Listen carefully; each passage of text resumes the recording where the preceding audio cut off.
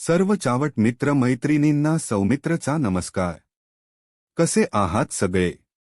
मजेत ना? असायलाच हवं. आनंदी रहा. मित्र मैत्रिणींनो, आज आपल्या मनोरंजनासाठी नवीन कहाणी घेऊन आलोय. ती आपल्याला नक्कीच भावेल. ही कहाणी माझ्या जिवलग मित्राची बायको माया आणि माझ्यातील संबंधाबद्दलची आहे. चला तर मग पाहूया कहाणी काय आहे.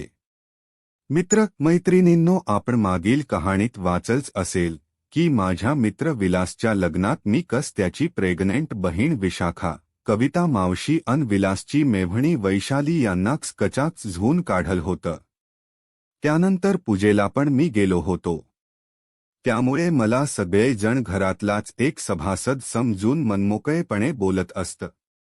अन वैशालीमुळे माया वहिनी पण भाऊजीच्या नात्याने चेष्टा मस्करी करायला लागली होती. पूजेनंतर त्या गोड आठवणी घेऊन माझ्या घरी गेलो. असेच दिवसामागून दिवस जात होते. अधूनमधून विलास तर कधी माया वहिनी तर कधी वैशाली फोन करून बोलत असत. असेच महिन्यामागून महिने जात होते. अन एके दिवशी विलासची बहीण विशाखाचा फोन आला की तिला मुलगा झालाय आणि पहिला फोन तुम्हालाच केलाय अस आनंदाने सांगत होती. मी पण तिच्याशी खूप वेळ बोलत होतो. ती म्हणाली, कधी येताय इकडे आपल्या बाळाला बघायला, अगदी तुमच्यासारखाच दिसतोय. मी म्हटलं, हो ग विशाखा, मी येईन लवकरच. मलाही खूप इच्छा होती बाळाला बघण्याची, पण घाई करण्यात कुठलही चुकीच पाऊल पडणार नाही याची मला व विशाखाला काळजी घ्यावी लागणार होती. कारण कुणालाही जरा सुद्धा संशय आला तरी विशाखाचा संसार उद्ध्वस्त होऊ शकतो. त्यामुळे माझ्या मनावर ताबा ठेवून दिवस ढकलत होतो. असंच एक दिवस विलासचा फोन आला अन म्हटला, अरे यार सौमित्र, तू कधी येणार आहेस? तू इकडे यार, वर्ष होऊन गेल माझ्या लग्नाला, अजून तू इकडे फिरकलाच नाहीस. मी ते ऐकून म्हटलं, येईन लवकरच विलास. त्यानंतर वहिनीचा फोन आला की हे काय भाऊजी, तुम्ही तर विसरलात की काय आम्हाला? मी म्हटलं, हे काय वहिनी, तुम्हाला कसा विसरेन, मलाही खूप आठवण येते हो, येईन मी तिकडे लवकरच. मग वहिनी म्हटल्या, हो या लवकर, मला खूप बोलायचे तुमच्याशी. मी वाट पाहते. मग बाय करत फोन ठेवला आणि मी ठरवलं की शनिवार रविवारला जोडून 2 दिवस सुट्टी घेऊन विलासच्या गावाला जायचे. जानेवारी महिन्याच्या शेवटच्या आठवड्यात मी एका शुक्रवारी सकाळी निघायचं ठरवलं. थंडीचे दिवस होते म्हणून मी कार घेऊन जायचं ठरवलं होतं. त्यानुसार काही खरेदी वगैरे करून शुक्रवारी सकाळी 9 वाजता निघालो. मनात ठरवलं होतं की जाताना विशाखाला भेटून जायचं. त्यानुसार मी 11 वाजता विशाखाच्या घरी पोहोचलो. विशाखा खालीच हॉलमध्ये होती अन बाळाला दूध पाजत होती. तिचे सासू सासरे पण होते. मला पाहून त्यांना खूप आनंद झाला होता. विशाखाचा आनंद तर गगनात मावेना सारखा झाला होता. मग मी फ्रेश झालो अन विशाखाच्या सासू सासऱ्याबरोबर गप्पा मारत बसलो होतो. मग विशाखा पाणी घेऊन आली अन म्हणाली, अचानक आज इकडे कसे काय?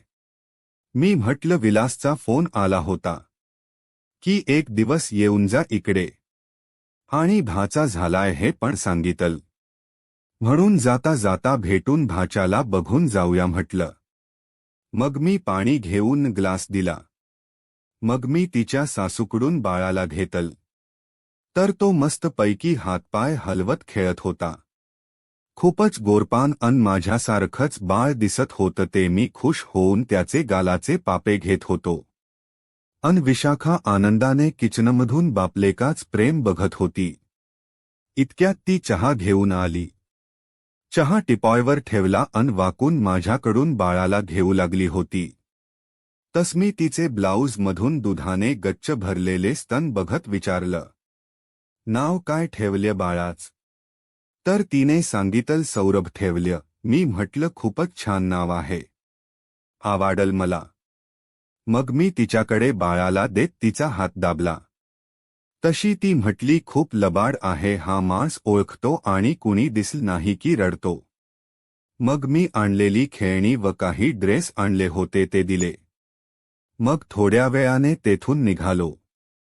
तर ते सर्वजण म्हटले, आहो जेवण करून जा. तर मी म्हटलं परत येईन जेवायला. मग विशाखा बाळाला घेऊन मला निरोप द्यायला. तस मी गाडीत बसताना बाळाचा पापा घेतला अन पटकन विशाखाच्या गालाचेही चुंबन घेतले. तशी ती लाजली अन स्मितहास्य करत मला बाय केल. मग मी तेथून निघालो अन 12 वाजता विलासच्या घरी पोहोचलो. गाडी शेडमध्ये लावली अन पाहिल तर बाहेर कुणीच नव्हत. मी विलासला हाक मारत घरात गेलो. तर माया वहिनी बाहेर आली अन आश्चर्याने माझ्याकडे बघत, अया भाऊजी तुम्ही. तिच्या चेहऱ्यावरचा आनंद ओसंडून वाहत होता. त्या आनंदातच तिने मला मिठी मारून घट्ट आवळल. माया वहिनीचा हा पहिला स्पर्श माझ्या शरीराला होताच माझ्या शरीरातील रक्तप्रवाह वेगाने वाहत असल्यासारखे जाणवत होते. नरहावून मी पण तिला माझ्या बाहुपाशात कैद केलतस. तिने चेहरावर करून माझ्या ओठांवर तिचे गुलाबी थरथरणारे ओठ माझ्या ओठांवर ठेवून दीर्घ चुंबन घेतलं. ती गाऊनवरच होती अन तिचे टचभरदार कठोर स्तन माझ्या छातीवर रगडत होते अन खाली माझ्या बुल्ल्यावर तिची पुच्ची रगडत होती. अन माझा बुल्ला हळूहळू मूळ रूपात येऊ लागला होता. त्याची जाणीव होऊन ती जास्त बेचैन होत माझ्या बुल्ल्यावर तिची पुच्ची रगडत होती. मी तिच्या पाठीवरून हात फिरवत तिला बाजूला करत म्हटलं, कुणी पाहिल तर काय म्हणेल. त्यावर माया म्हणाली, हे कंपनीत गेले आणि आई बाबा शेतात गेले. ते थोड्या वेळात येतीलच. मग माझ्या मनातील भीती दूर झाली. मग माया म्हणाली, भाऊजी तुम्ही फ्रेश व्हा, मी चहा करते तोपर्यंत. अन ती किचनकडे गेली आणि मी बाथरूममध्ये गेलो. फ्रेश होऊन बाहेर येऊन खुर्चीवर बसलो. तोपर्यंत माया ट्रेमध्ये चहा व पाणी घेऊन आली होती. मी पाणी पिऊन चहाचा कप घेतला अन ती पण माझ्यासमोर खुर्चीत बसली. मी म्हटलं, तुम्ही नाही चहा घेतला वहिनी.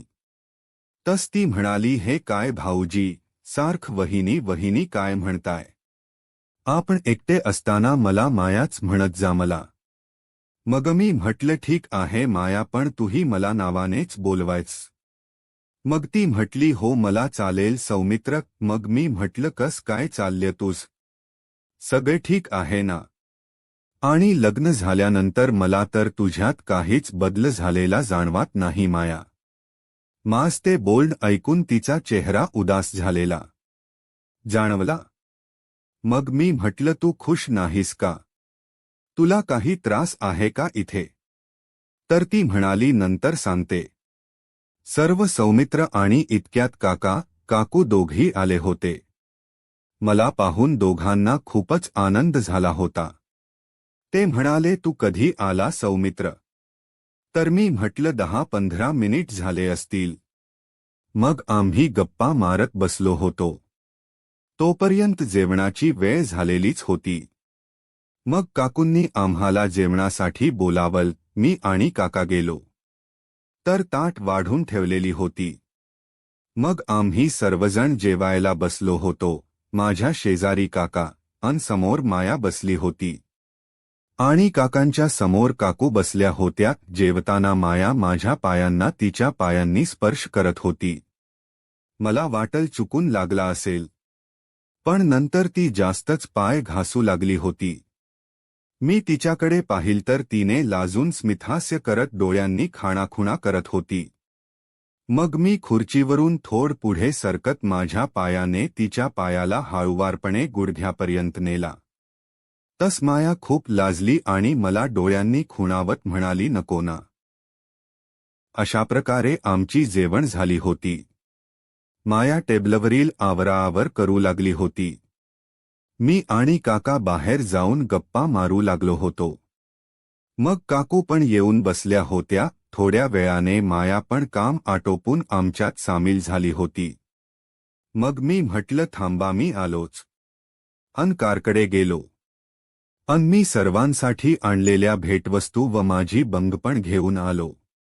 अन काकूंना त्यांची भेटवस्तू म्हणजे कपडे साडी त्यांच्या हातात देऊन नमस्कार केला. तर काकू म्हटल्या, अरे सौमित्र, या सर्वांची काय गरज होती? तर मी म्हटलं, आईनेच सांगितले रिकाम्या हाताने नको जाऊस.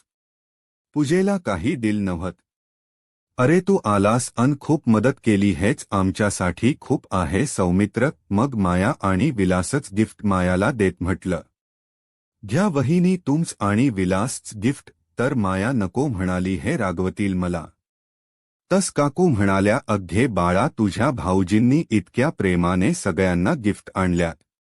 विलास नाही काही बोलणार. सौमित्रला आमचा मुलगाच मानतो आम्ही. माया मग तिने माझा हात दाबत माझ्या हातून मायाने गिफ्ट घेतल. मग मायाने ते भेटवस्तू उचलून आत घेऊन गेली. मग मी काकूला म्हटलं, काकू, मी येताना विशाखाकडे गेलो होतो. तीच बाळ खूपच छान आहे. त्यावर काकू खुश होत म्हटले, अरे हो का, बर झास तू भेटून आलास. कशी आहे विशाखा? मी म्हटलं, छान आहे विशाखा, खूपच आनंदात आहे. त्यावर काकू म्हटल्या, हो रे, पण त्यासाठी खूप वर्ष वाट पाहावी लागली होती बिचारीला. माया पण परत येऊन बसली होती. काकू म्हटल्या, मला पण खूप बघायची इच्छा आहे बाळाला. इथून ती गेल्यापासून पाहिलंच नाही रे बाळाला. त्याच बोलणं ऐकून मी म्हटलं, काकू काळजी करू नका, उद्या आपण सगळे विशाखाकडे जाऊयात. 1-2 तास थांबून परत येऊ. चालेल का? तर काकू खुश होऊन म्हटल्या, चालेल. तसही विलासला उद्या सुट्टी आहेच. मग काका उठले अन म्हणाले, आम्ही शेतात जाऊन येतो. लोक कामाला लावली.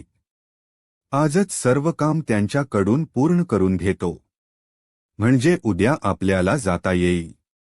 आणि तूही वरती जाऊन झोप. आणि मायाला सांगितल त्याला काय हवं नको ते बघ. अन ते निघाले. मग मी पण माझी बंग घेऊन वरती गेलो. दुपारचे 2:30 वाजले होते. मी आतल्या बेडरूममध्ये माझी बंग ठेवली. सर्व कपडे काढून ठेवली. अन आता मी फक्त पांढऱ्या शुभ्र बॉक्सरवरच होतो. बाथरूममध्ये जाऊन छानपैकी फ्रेश झालो. अन बाहेर येऊन अंग कोरड करू लागलो. इतक्यात माया दार बंद करून बेडरूममध्ये आली होती. ती आली अन मला मागून घट्ट मिठी मारत म्हणाली, किती दिवसापासून वाट पाहते सौमित्र तुमच्या सहवासासाठी. आज तो दिवस आलाय. ती माझ्या पाठीवर चुंबनांचा वर्षाव करत होती. जवळ ओढल तस तिने माझ्या कंबरेला मिठी मारत माझ्या खांद्यावर डोक ठेवल. मी माझा दुसरा हात तिच्या रेशमी केसातून फिरवत विचारलं, माया, आता सांग पाहू मला नक्की काय झालंय ते. तुझ्या मनात जे काही आहे ते निःसंकोचपणे सांग. त्यावर माया माझ्या छातीवर तिचे मुलायम हात फिरवत म्हणाली, कस सांगू सौमित्र, मलाच काही कळत नाही, कस सांगाव ते तुम्हाला. मग मी तिला म्हटलं, मी खास तुझ्यासाठी 2 दिवस सुट्टी काढून आलोय ग माया. तू नाही सांगितल तर मी तुला कशी काय मदत करणार, सांग बघू. अस म्हणत मी तिच्या लुसलुशीत गालांचे चुंबन घेतल. तशी ती शहारून गेली अन तीच एक हात माझ्या पोटावर फिरवत म्हणाली, हो सांगते सौमित्र. माया, सौमित्र, तुम्ही ज्यावेळी मला पाहायला आला होता तेव्हा मी तुम्हाला मनापासून पसंत केलं होतं. इतका हंडसम, देखणा, पिळदार शरीरयष्टीचा तरुण माझा आयुष्यभर जोडीदार म्हणून मी हुरळून गेले होते. अन आयुष्याची सोनेरी स्वप्ने पाहू लागले. खूप खुश झाले होते मी आणि थोड्याच वेळात माझ्या स्वप्नांचा चकनाचूर झाला होता. मला वैशाली दीदीने सांगील की अगते नाहीत त्यांच्या शेजारी बसलेत ना ते तुला बघायला आले. शेवटी मी माझ्या नशिबाला दोष देत नाईलाजाने मी या लग्नाला तयार झाले. तसे ते खूपच प्रेमळ आहेत. माझी खूपच काळजी घेतात. घरात कशाचीच कमतरता नाहीये. पण शेवटी मला जे सुख हवे ते मिळत नाहीत सौमित्र. तीच पूर्ण बोलणं ऐकून मी तिला म्हटलं, सुख मिळत नाही म्हणजे नक्की काय म्हणायचे तुला माया? माया सौमित्र, मी सुद्धा इतर मुलींप्रमाणे माझ्या लग्नानंतरच्या पहिल्या रात्रीची इतकी स्वप्न पाहिली होती की पण तस काहीच घडलं नाही. 5 मिनिटातच तुमच्या मित्राने मैदान सोडल अन मी तशीच रात्रभर बेडवर तडपत होते. मी मनात विचार केला की पहिल्या दिवशी उत्सुकतेपोटी आस झालं असेल. शीच तडपडत बेडवर झोपून राहिले. आता हे नियमित असंच होतं हो सौमित्र. लग्न होऊन सुद्धा मी कुमारिकाच असल्यासारखं वाटते मला. मी माझ दुःख घरात कुणाला आणि कोणत्या तोंडाने सांगू? मी माझ मन मारून कसे दिवस काढते हे माझ मलाच माहिती. आजपर्यंत मी शरीर सुखापासून वंचित राहिले. जर शरीर सुखच मिळत नाही तर बाळाची अपेक्षा करणं तर खूप दूरची गोष्ट आहे. खूप वेळा तुमच्यासारख्या तरुण मुलांना पाहिल की माझ शरीर त्या सुखासाठी बंड करून उठत असे, पण मी माझ्या मनावर खूप ताबा ठेवलाय.